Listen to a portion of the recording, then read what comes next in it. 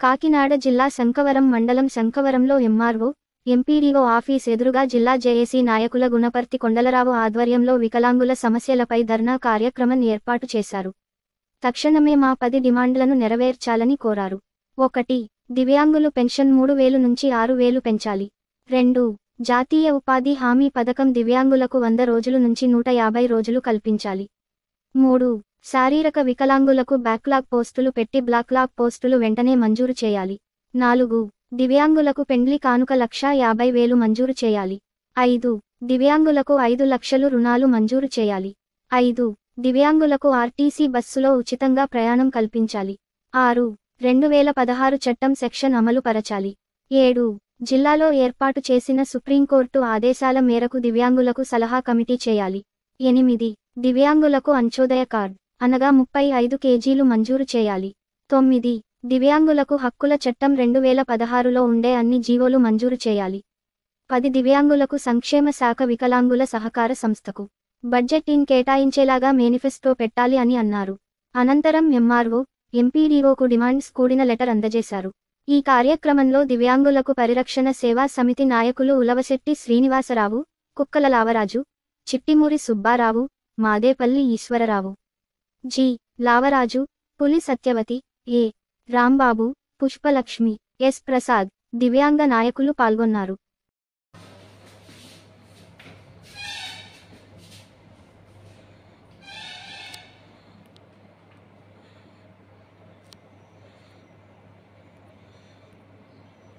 వాళ్ళని కాళ్ళు లేని వాళ్ళని ఒకలాగే చేర్చుకొచ్చాడండి. మా బాధలు ఎవరితో చెప్పుకోవాలో తెలుస్తలేదు. మరి మాకు న్యాయం చేస్తాడని, మమ్మల్ని కాపాడతారని, మరి మాకు 3000 పెన్షన్ నుంచి 6000 పెన్షన్ చేస్తారని, మాకు 35 కేజీలు మేము ఇస్తారని, బతకడానికి దారి లేదని మేమైతే మమ్మల్ని గుర్తించుకోవట్లేదు. మరి జగనన్న మరి మేము ఏం చేస్తామో మాకు తెలుస్తలేదు. వికలాంగులు అంటేనే చాలా చీప్గా చూశాడు జగనన్న. మరి కాళ్ళ వాళ్ళని కాళ్ళు లేని వాళ్ళని ఒకలాగే చేర్చాడు. మరి జగనన్నకి అన్ని ఉపకారాలు చేసినప్పుడు మేము కాపాడలేదా? జగనన్నకి మా బాధలు తెలుస్తలేదా? మేము కరెంటు బిల్లు కట్టుకోలేకపోతాం. 500 600 కరెంటు బిల్లే కట్టుకోమా? మేము బియ్యం వేసుకోమా?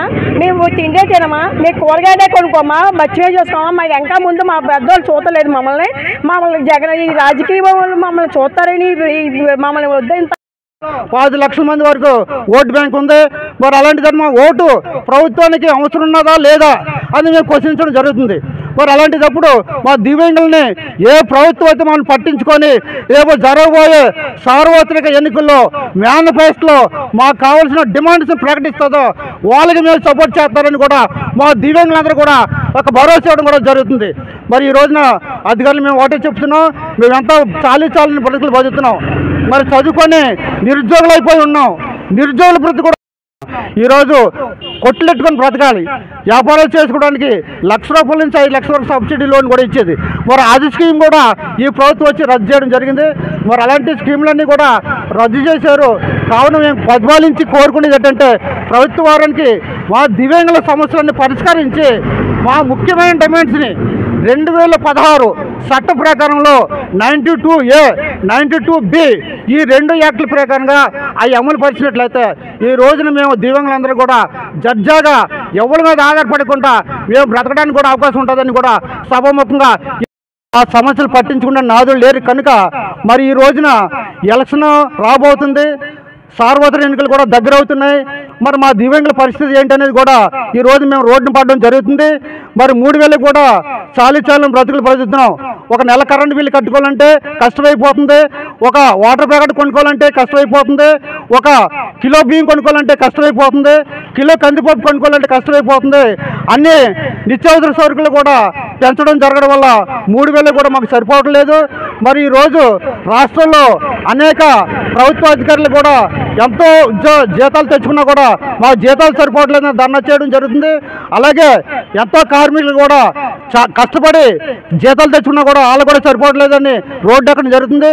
మరి కష్టపడే పరిస్థితిలో దివ్యాంగులు కూడా 3000 పెన్షన్ సరిపోద్దా అనేది మేము ప్రభుత్వాన్ని ప్రశ్నించడం జరుగుతుంది.